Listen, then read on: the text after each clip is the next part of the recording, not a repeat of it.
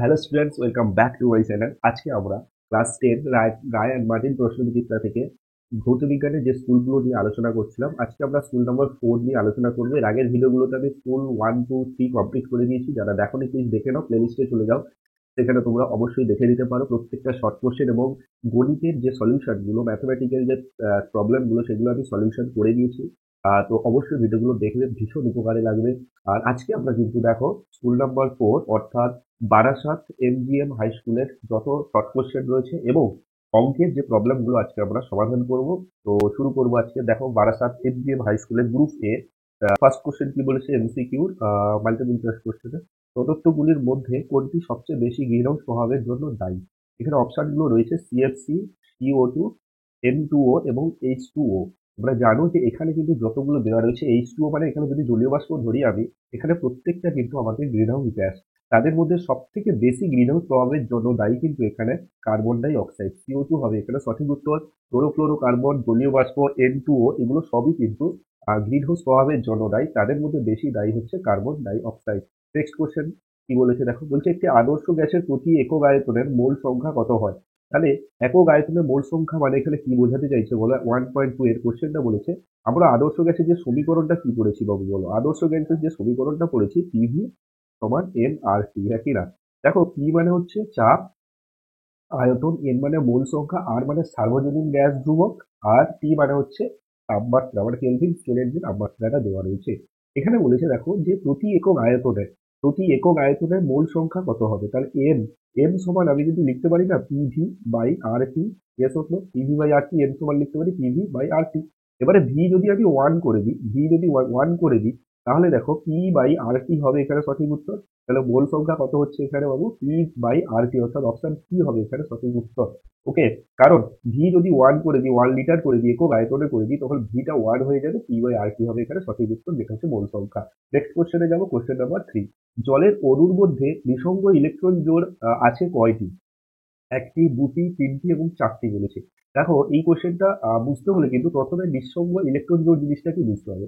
নিঃসঙ্গ ইলেকট্রন জোড় মানে কি জানো তো? মানে হচ্ছে যার কোনো জোড়া নেই, মানে হচ্ছে কি অন্য কোনো পরমাণুর সঙ্গে যেটা কোনো রকম ভাবে আহ সঙ্গ নেই, অর্থাৎ সঙ্গী, অর্থাৎ একসঙ্গে তারা কিন্তু বন্ধনে আবদ্ধ নেই, সেই ইলেকট্রন গুলোকে বলা হবে নিঃসঙ্গ ইলেকট্রন জোড়। এবারে এক্সাম্পল দিলে বুঝতে হবে। জলের অণু বলেছে, জল মানে কি বাবু? H2O, থাকি না?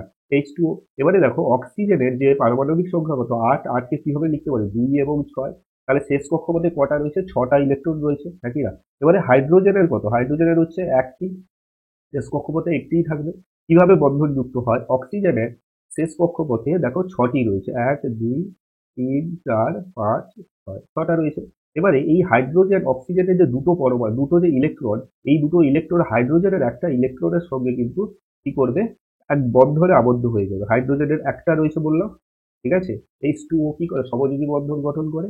তাহলে কি হবে এখানে দেখো, হাইড্রোজেন এই অক্সিজেনের একটা ইলেকট্রনের সঙ্গে একটা ইলেকট্রন জোড় গঠন করবে। এখানেও কিন্তু হাইড্রোজেন একটা ইলেকট্রন জোড় গঠন করছে। তাহলে একটা জিনিস দেখা যাচ্ছে এখানে দেখো, উপরে দুটো ইলেকট্রন, নিচে দুটো ইলেকট্রন, এই দুটো ইলেকট্রন কিন্তু কোনো পরমাণুর সঙ্গে কিন্তু বন্ধন তৈরি করছে না। তার মানে নিঃসঙ্গ ইলেকট্রন জোড় কটা রয়েছে? জোড় বলেছে দুটো, তাহলে নিশ্চয়ই এখানে একটা জোড় রয়েছে, এখানে একটা জোড় রয়েছে, অর্থাৎ অপশন বি হবে এখানে সঠিক উত্তর।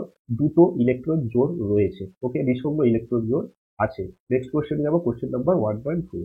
একটি অবতল দর্পণকে জলে নিমজ্জিত করা হলে তার প্রকাশ দৈর্ঘ্য অবশ্যই কি হবে এখানে? কমবে। অপশন বি হবে এখানে সঠিক উত্তর। একটি নিক্টোজেন মৌলের উদাহরণ দাও। একটি নিক্টোজেন মৌল, এদের মধ্যে কোনটি হবে? দেখো, এখানে কিন্তু অপশন ডি হবে এখানে সঠিক উত্তর, ফসফরাস। নিক্টোজেন মৌলগুলো কিন্তু এই যে অক্সিজেন, সালফার, এগুলো কিন্তু চ্যালকোজেন মৌল। আর নিক্টোজেন মৌলগুলো কিন্তু কত নম্বর শ্রেণীতে আছে জানো? নিক্টোজেন মৌলগুলো কিন্তু 15 নম্বর শ্রেণীতে অবস্থান করে, ঠিক আছে? 15 নম্বর শ্রেণীতে কি কি রয়েছে বলতো নিক্টোজেন মৌলগুলো? যেরকম নাইট্রোজেন রয়েছে, আর রয়েছে এখানে ফসফরাস রয়েছে। ওকে, নাইট্রোজেন, ফসফরাস, তারপরে অ্যান্টিমনি রয়েছে। ওকে, অ্যান্টিমনি রয়েছে, বিসমাথ রয়েছে। তো এইগুলো হচ্ছে কিন্তু আমাদের, আর্সেনিক রয়েছে, ঠিক আছে? আর্সেনিক রয়েছে, এইগুলো হচ্ছে অ্যাকচুয়াল নিক্টোজেন মৌল। অর্থাৎ কত নম্বর শ্রেণীতে বললাম এটাকে আমি? 15 নম্বর শ্রেণী। ক্লিয়ার হয়েছে না হয়নি? কত নম্বর শ্রেণী? 15 নম্বর শ্রেণী। সবকিছু কিন্তু মনে রাখতে হবে, যে কোনো কোশ্চেন কিন্তু যে কোনো সময় আসতে পারে।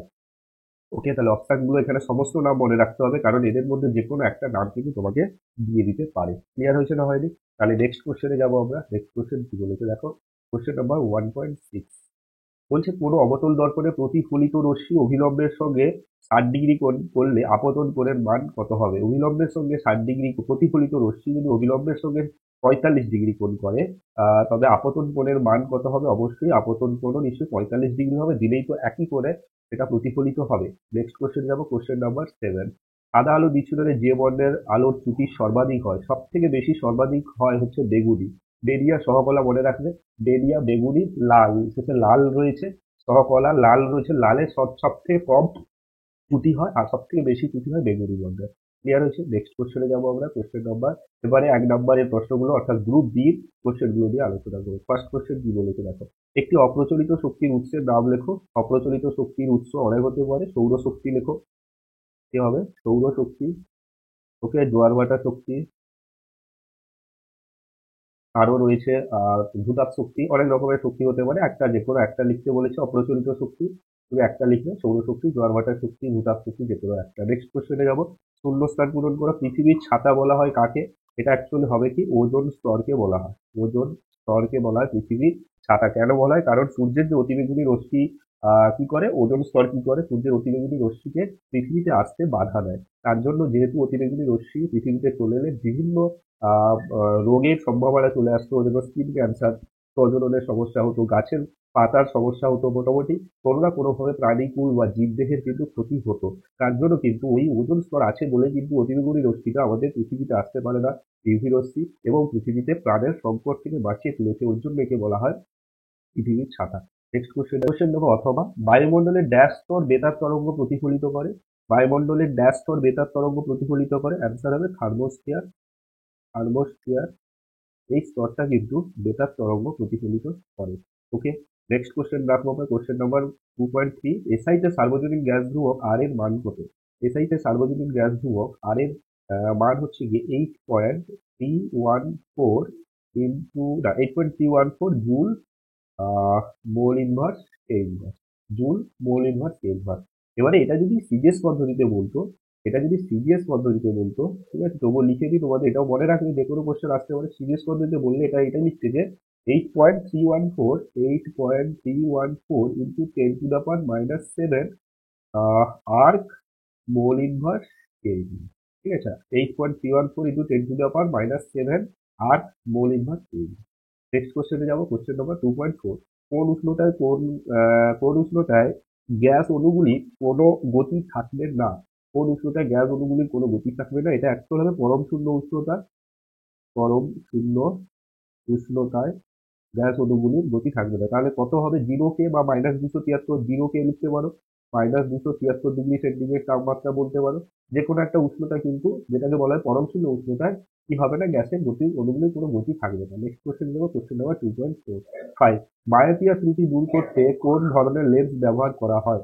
মায়োপিয়া ত্রুটি দূর করতে কিন্তু অবতল লেন্স ব্যবহার করা হয়। কি লেন্স? অবতল লেন্স ব্যবহার করা হয়। মায়োপিয়া মানে কি জানো তো? মায়োপিয়া মানে হচ্ছে হ্রস্ব দৃষ্টি, স্বল্প দৃষ্টি বলা হয়। আর হাইপারমেট্রোপিয়া, যেটা হচ্ছে দীর্ঘ দৃষ্টি, ওর জন্য কিন্তু উত্তল লেন্স ব্যবহার করা হয়। মনে থাকবে তো? যদি তোমাকে বলা হয়, কোশ্চেনে আছে যে হাইপারমেট্রোপিয়া বা যেটাকে বলা হচ্ছে দীর্ঘ দৃষ্টি, দীর্ঘ দৃষ্টি যদি বলা হয়, তার জন্য কিন্তু মনে রাখবে উত্তল লেন্স ব্যবহার করা হয়। উত্তল লেন্স ব্যবহার করা হয়, মনে থাকবে।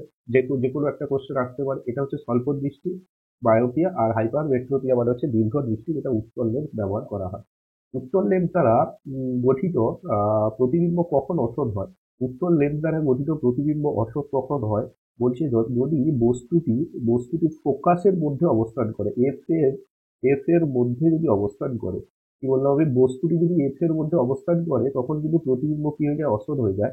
যদি তোমাকে আমি বোঝানোর চেষ্টা করি, দেখো 2.6 উত্তল লেন্স বলেছে না, উত্তল লেন্স বলেছে, তাহলে এটা হচ্ছে উত্তল লেন্স। ওকে, উত্তর লেন্স, এটা যদি আমি এফ রাখি না, ফোকাস রাখি, এর মধ্যে যদি কোনো একটা বস্তুকে রাখি, তাহলে প্রথমে এটা যাবে, ঠিক আছে, এইভাবে যাবে, আর একটা হচ্ছে কি আলোক কেন্দ্র দিয়ে যাবে। এটা কখনো মিলিত হবে না। এটাকে যদি আমি পেছনের দিকে বাড়াই না, এটা যদি পেছনের দিকে বাড়াই, একটা জায়গায় মিলিত হবে। তো এইখানে একটা প্রতিবিম্ব তৈরি হবে, যেটা হচ্ছে কি অসৎ প্রতিবিম্ব। ঠিক আছে, যেটা হচ্ছে কি আমাদের অসৎ প্রতিবিম্ব তৈরি হচ্ছে। তো এইটাই হচ্ছে এখানে সঠিক উত্তর হবে, প্রতিবিম্বটা অসৎ হয়ে যাবে। তার মধ্যে রাখলাম বস্তুটাকে, এফ এর মধ্যে রাখা, অর্থাৎ ফোকাসের মধ্যে কিন্তু বস্তুটাকে রেখেছি। কোশ্চেন, অথবা বলছিল দৃশ্যমান আলোর তরঙ্গদৈর্ঘ্যের পাল্লা কত। দৃশ্যমান আলোর তরঙ্গদৈর্ঘ্যের পাল্লা হচ্ছে 4 × 10⁻⁷ মিটার থেকে 8 × 10⁻⁷ মিটার। ঠিক মনে রাখতে হবে, এটা দৃশ্যমান আলো তরঙ্গদৈর্ঘ্যের পাল্লা। নেক্সট কোশ্চেন দিচ্ছে, কোশ্চেন নাম্বার 2.7, প্রিজমের মধ্য দিয়ে সাদা আলো প্রতিসরণের ক্ষেত্রে কোন বর্ণের বিস্তৃতি সর্বনিম্ন হয়। একটু আগেই বলেছিলাম আমি, বেনিয়ার সহকলা। লাল হচ্ছে সব থেকে কম হয়, বেগুনি হচ্ছে সব থেকে বেশি হয়, তাহলে সর্বনিম্ন বলেছে, অ্যান্সার হবে লাল। সমান্তরাল কাজফলকের ফোকাস দৈর্ঘ্য, সমান্তরাল কাজফলকের ফোকাস দৈর্ঘ্য কত হয়, এখানে অ্যান্সার হবে কি, অসীম হবে। নেক্সট কোশ্চেনে যাব, একটি সমযোজী যৌগের উদাহরণ যা জলীয় দ্রবণ তড়িৎ বিশ্লেষণের ন্যায় আচরণ করে। এখানে হবে তুমি HCl গ্যাস রাখতে পারো, হাইড্রোজেন ক্লোরাইড গ্যাস, আর আরেকটা হতে পারে এখানে এরকম NH3 গ্যাস, NH3 গ্যাসও কিন্তু হবে, NH3, ঠিক আছে, NH3 অ্যামোনিয়া গ্যাস। এটাও কিন্তু সমযোজী বন্ধন গঠন করে, কিন্তু জলীয় দ্রবণ কিন্তু তড়িৎ বিশ্লেষণে আচরণ করে, অর্থাৎ তড়িৎ পরিবহন করে কিন্তু এদের জলীয় দ্রবণ। মনে থাকবে তো? নেক্সট কোশ্চেনে যাবো আমরা, সর্বাপেক্ষা অধিক পরিঋণাত্মক অতেজস্ক্রিয় মৌল কোনটি। এখানে অ্যান্সার হবে কিন্তু ক্লোরিন। ক্লোরিন যেটা আমাদের সব থেকে বেশি তড়িৎ ঋণাত্মক মৌল। Chlorine, chlorine, bromine, iodine, astatine, যেটা আমাদের তেজস্ক্রিয় অ্যাস্টাটিন হয়, কিন্তু অতেজস্ক্রিয় বলেছে ক্লোরিন, ক্লোরিন, ব্রোমিন, আয়োডিনের মধ্যে আবার বেশি তড়িৎ ঋণাত্মক হচ্ছে ক্লোরিন। ঠিক আছে, তো উপর থেকে নিচের দিকে তড়িৎ ঋণাত্মকতা ধীরে ধীরে কমতে থাকে। তো এই মৌলগুলো, এটা হবে সঠিক উত্তর, অর্থাৎ ক্লোরিন। নেক্সট কোশ্চেনে যাবো, তো আমাদের কিন্তু কমপ্লিট হয়ে গেল। এরপরে আমরা কিন্তু অঙ্কের দিকে এগোবো। এগুলো হচ্ছে আমাদের শর্ট কোশ্চেন কমপ্লিট। 2 নম্বরের কোশ্চেনগুলোর মধ্যে আমরা যদি শুধুমাত্র অঙ্কের অ্যান্সারগুলো করবো। এবারে তোমাদের যদি কোনো কোশ্চেন সমস্যা হয়, তোমরা কমেন্ট করে জানাতে পারো কোন কোশ্চেনটা অসুবিধা হচ্ছে, আমি নেক্সট ভিডিওতে আমি কিন্তু করে দিই। এতক্ষণ যারা দেখছো অবশ্যই সবাইকে ধন্যবাদ, অসংখ্য ধন্যবাদ। তোমরা যদি ভালো লাগে তোমাদের ভিডিওগুলো অবশ্যই লাইক করে দাও। প্রচুর ভিডিও দিয়ে আসবো তোমাদের আমি, তোমরা আগের ভিডিওগুলো দেখতে নাও, প্লেলিস্টে করে দাও, নাহলে ডেসক্রিপশন বক্সের লিঙ্ক দিয়ে রেখেছি 1 2 3, সেখান থেকেও দেখতে পারো, চ্যানেলে গিয়ে দেখতে পারো। তো পরপর রয়েছে ভিডিওগুলো, তো অবশ্যই অবশ্যই দেখবো, ভীষণ উপকারে লাগবে। নেক্সট কোশ্চেন দেখো, এখানে কোনো ম্যাথমেটিক্যাল প্রবলেম নেই, গ্রুপ বিতে, গ্রুপ সিতে নেই, গ্রুপ ডিতে রয়েছে। গ্রুপ ডিতে এই কোশ্চেনটা রয়েছে, দেখো 4.2, স্থির চাপে 0 ডিগ্রি সেন্টিগ্রেড থেকে 35 ডিগ্রি সেন্টিগ্রেড উষ্ণতা বৃদ্ধিতে কোনো গ্যাসের আয়তন 1 লিটার থেকে বেড়ে 1.128 লিটার হয়, এর থেকে সেলসিয়াস স্কেলে পরম শূন্য উষ্ণতার মান নির্ণয় করতে বলেছে। সেলসিয়াস স্কেলে পরম শূন্য উষ্ণতার মান, তাহলে দেখো এই যে কোশ্চেনটা দেওয়া রয়েছে, আমাদের অ্যাকচুয়ালি পরম শূন্য উষ্ণতা মানে কি জানি আমরা? পরম শূন্য উষ্ণতা মানে আমরা কি জানি? পরম শূন্য উষ্ণতা মানে আমরা জানি 0 কেলভিন, বা যেটাকে বলে -273 ডিগ্রি সেন্টিগ্রেড। 0 কেলভিন ও -273 ডিগ্রি সেন্টিগ্রেড, মানে অ্যাকচুয়ালি মাইনাসে আসছে আমাদের পরম শূন্য উষ্ণতার মান। ঠিক না? বলছে সেলসিয়াস স্কেলে পরম শূন্য উষ্ণতার মান নির্ণয় করো এর থেকে বলেছে, মানে আমি পরম শূন্য উষ্ণতার মান জানি না। তাহলে আমি ধরি কি ধরবো, আমি ধরি সেলসিয়াস স্কেলে, ধরি সেলসিয়াস স্কেলে পরম শূন্য উষ্ণতার মান -3 ডিগ্রি সেন্টিগ্রেড। আমি তো জানি না, আমাকে তো বের করতে বলেছে। ঠিক আছে না? তাহলে তোমাকে যখন -273 ডিগ্রি সেন্টিগ্রেড ছিল, যদি তোমাকে বলি আমি 0 ডিগ্রি সেন্টিগ্রেড, তখন কি করতে? কেলভিন স্কেলে নিয়ে আসতে হলে কি করতে হতো আমাদের? ইজি একদম, 273 + 0 করতে হতো, 0 + 273 করতে হতো। আর যদি তোমাকে বলতাম 23 ডিগ্রি সেন্টিগ্রেড, কি করতে? 0 + 273, সরি 23 + 273, এটা করতে কেলভিন হয়ে যেত। মানে তখন ছিল কত পরম শূন্য উষ্ণতা? -273, কিন্তু এখন করেছি কি, -3 ডিগ্রি সেন্টিগ্রেড, যেটা আমি বের করবো। তাহলে বলো, এখানে এখানে দেখো স্থির চাপে 0 ডিগ্রি সেন্টিগ্রেড থেকে বৃদ্ধি করা হয়েছে 35 ডিগ্রি সেন্টিগ্রেড, তাহলে বলো এখানে T1 কত? 0 ডিগ্রি সেন্টিগ্রেড, তাহলে 0 + T কেলভিন হয়ে যাবে, কারণ এখানে তো 3 ডিগ্রি সেন্টিগ্রেড আমি ধরেছি। ঠিক আছে, 0 + T হয়ে যাবে, 273 থাকলে সেটা +273 হতো, কিন্তু এখানে টি ধরেছি, তাই 0 + T। আশা করি বোঝাতে পারছি আমি, একদম ইজি, জিনিসগুলো মন দিয়ে বোঝো। তাহলে টি কেলভিন হয়ে যাবে। T2 সমান কত হবে? 35 ডিগ্রি সেন্টিগ্রেড রয়েছে, তাহলে কি করবো আমরা? একদম ইজি, 35 + T করে দেবো আমরা, 35 + T করবো, কারণ 35 ডিগ্রি করতে হলে কি করতে হতো ওইখানে? 273 + 35 করতাম, তাই না? এখানে করবো 35 + T, বা 35 + 273 করতাম, তাহলে এটা কেলভিন হয়ে যাবে। V1 কত হবে? দেখো V1 1 লিটার বেড়েছে, V2 কত হয়েছে? 1.128 লিটার। ঠিক আছে, এত লিটার। এবারে এটা স্থির চাপে বলেছে, মানে চার্লসের সূত্র। ঠিক আছে, স্থির চাপে মানে হচ্ছে চার্লসের সূত্র, তাহলে আমরা জানি চার্লসের সূত্র লিখতে পারো আমরা আমরা জানি V1/T1 সমান V2/T2, বসিয়ে দেবো মান। V1 কত 1, T1 কত T, V2 কত 1.128, T2 কত এখানে 35 প্লাস T সমান কোড়াকুড়ি গুণ করে দাও এখানে। তাহলে এটার সঙ্গে এটা গুণ হলে কি হবে 1.128T সমান হয়ে যাবে কত এখানে 35 plus T। Yes or no? তাহলে 1.128T মাইনাস T সমান কত হবে 35।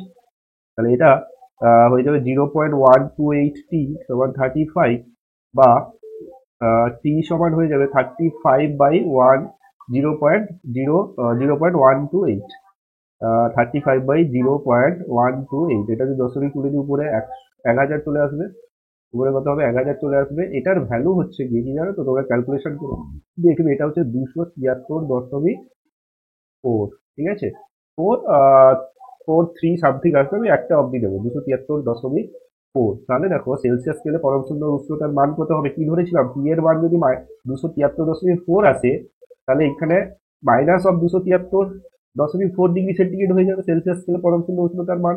তাহলে সেলসিয়াস স্কেলে পরম শূন্য উষ্ণতার মান, সেলসিয়াস স্কেলে পরম শূন্য উষ্ণতার মান -273.4 ডিগ্রি সেন্টিগ্রেড। কমপ্লিট, কারণ টি এর মান আমি পেয়ে গেছি। এস হলো টি এর মান, এটা হয়ে গেল। খুব ইজি কোশ্চেন ছিল না, কিন্তু কোশ্চেনটা একটু ট্রিকি ছিল। এগুলো নতুন যদি করে থাকো তাহলে কিন্তু এটা তোমরা পারবে না। আগে যদি করেছো তো অবশ্যই পারতে। ঠিক আছে, এইরকম ভাবে অনেক কোশ্চেন ঘুরিয়ে ফিরিয়ে আসে, শুধু আয়তনের মানটা চেঞ্জ করে দিয়ে, ঠিক আছে, দিয়ে বিভিন্ন ভাবে কিন্তু টি এর মানটা বের করতে দিতে পারে। ঠিক আছে, ব্যাস হয়ে গেল। নেক্সট কোশ্চেন আছে দেখো এখানে, অথবা রয়েছে একটা, অথবা হ্যাঁ, 27 ডিগ্রি সেন্টিগ্রেড উষ্ণতায় ও 750 মিলিমিটার এইচজি চাপে কিছু গ্যাসের আয়তন 150 সিসি। যদি উষ্ণতা 47 ডিগ্রি সেন্টিগ্রেড এবং চাপ 950 মিলিমিটার এইচজি হয়, তবে গ্যাসের আয়তন কত হবে হিসেব করে লিখতে হবে। 4.2 অথবা, ওটা নিচে চলে গেছে। ঠিক আছে, দেখো 27 ডিগ্রি সেন্টিগ্রেড উষ্ণতায়, তাহলে এখানে আমার T1 কত বলে দিয়েছে 27 ডিগ্রি সেন্টিগ্রেড, মানে কি করি আমি 273 প্লাস 27 কেলভিন হয়ে যাবে, 273 প্লাস 27 হয়ে যাবে, কেলভিন হয়ে যাবে, ব্যাস হলো। তাহলে কত হচ্ছে এখানে 300 কেলভিন। ঠিক, টি2 কত হবে এখানে, টি2 কত হবে, আচ্ছা এত মিলিমিটার পারস্তম্ভের চাপে, তাহলে P1 কত দিয়েছে দেখে নিয়ে একবার আমি। P1 কত দিয়ে দিচ্ছে, P1 দিয়েছে 750 মিলিমিটার এইচজি, 750 মিলিমিটার এইচজি। ওকে, আচ্ছা আয়তন V1 কত দিয়েছে 150 সিসি হয়েছে। যদি উষ্ণতা এত ডিগ্রি সেন্টিগ্রেড হয়, তাহলে T2 আবার বলে দিচ্ছে 47 ডিগ্রি সেন্টিগ্রেড, মানে কত 273 প্লাস 47 যোগ করলে কেলভিনে চলে আসবে, তাহলে এটা হচ্ছে 0, 4 4 11 12, 320 কেলভিন। ঠিক আছে, 320 কেলভিন। T2 কত আছে 950 মিলিমিটার এইচজি। ওকে, তবে গ্যাসের আয়তন কত হবে নির্ণয় করতে বলেছে, মানে V2 কত হবে নির্ণয় করতে বলেছে। তাহলে এটা হচ্ছে P1 V1, এটা এটা এটা কোন সূত্র থেকে আসবে, P1 V1/T1 সমান P2 V2/T2। Yes or no? এবারে মানগুলো এখানে শুধু বসিয়ে দাও, অ্যান্সারটা পেয়ে যাবে। মান বসাও এখানে, P1 কত আছে 750, V1 কত আছে 150 সিসি, বাই T1, T1 হচ্ছে কত 300 কে, 300 কে লিখবো না 300। ওকে, আর সমান হবে কত P2 আছে 950, P2 V2/T2 কত হবে এখানে 320। ঠিক, T2 কত হবে এখানে 320। নেক্সট কোশ্চেনে যাবো, দেখো নেক্সট কাটাকাটি করবো, দুটো করে শুধু কেটে যাবে, একটা শুধু এখানে কেটে যাবে। ঠিক আছে, কাটাকাটি করলে আমরা এখানে পাবো 5-এ যদি কাটি 5 3 15, 19, 5-এ 95। ঠিক আছে, তো তিন তিন কেটে দিব আমরা, তাহলে V2 সমান পাচ্ছি আমি 75 × 32/19। তো এটা যদি তোমরা ক্যালকুলেশন করো, এটা পাবে, বলে দিচ্ছি, এটা পাবে 126, 32 × 75/19 হলে 126.32 সিসি, 126.32 সিসি। ওকে, এখানে সিসি লিখবে না, এখানে আমি লিখে দিলাম। তাহলে আমাদের যে অন্তিম যে আয়তনটা হবে, গ্যাসের যে আয়তনটা হবে, এটা হবে কত এখানে 126.32 সিসি। ক্লিয়ার হয়েছে না হয়নি? এই হচ্ছে আমাদের অ্যান্সার, কোশ্চেনের অ্যান্সার কমপ্লিট হয়ে গেলে আর কিছু ম্যাথামেটিক্যাল প্রবলেম নেই, দেখে নাও তোমরা। যদি আমি বললাম যে এদের মধ্যে কোনো কোশ্চেন তোমাদের অসুবিধা হয়, তাহলে অবশ্যই আমাকে কমেন্ট করে জানাবে, আর কেমন লাগছে একটু কমেন্ট করে জানাও তোমরা, ঠিক আছে? আমি তোমাদের ভিডিওগুলো যে নিয়ে আসছি রেগুলার অবশ্যই দেখো, তোমরা রেগুলারিটি মেনটেন করে দেখো, সবাইকে বলবো ভীষণ উপকারে লাগবে, একদম শেষ পর্যন্ত তোমাদের সঙ্গে থাকবো।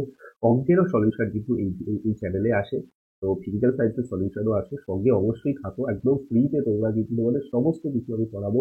তোমরা পারলে টেলিগ্রাম চ্যানেলে জয়েন হয়ে যাও, সেখানে কিন্তু আমি পিডিএফ, এই যে পিডিএফটা ওইখানে দিয়ে দিই, সলিউশনের পিডিএফ, আর ওইখানে কিন্তু আগে থেকে জেনে যাবে যে কখন ভিডিওগুলো আমি আপলোড করবো, বুঝতে পারলে তো? তো আগে থেকে ওইখানে দিয়ে দিই আমি, তোমাদের ইউটিউবে আর আসতে হবে ওইখান থেকে নোটিফিকেশন পেয়ে যাবে। তাই বলছি যে ওইখানে অবশ্যই জয়েন হয়ে যাও, টেলিগ্রাম চ্যানেলে অনেকে জয়েন হয়ে যাচ্ছে, তোমরাও জয়েন হয়ে যেতে পারো। তো আজকে এই পর্যন্ত, নেক্সট ভিডিওতে আবার তোমাদের সঙ্গে দেখা হবে স্কুল নম্বর 4 নিয়ে। স্কুল নাম্বার 5 নিয়ে 4 কমপ্লিট হয়ে গেল, ততক্ষণে অবশ্যই ভালো করে পড়াশোনা করো, মন দিয়ে পড়াশোনা করো, বন্ধুদের মধ্যে ভিডিওটি শেয়ার করে দাও, যদি ভালো লাগে আর একটা লাইক করে দিয়ে দাও, এটুকুই তোমাকে বলবো। তো ঠিক আছে, এই পর্যন্ত দেখা হচ্ছে, ততক্ষণে ভালো থাকো, সুস্থ থাকো।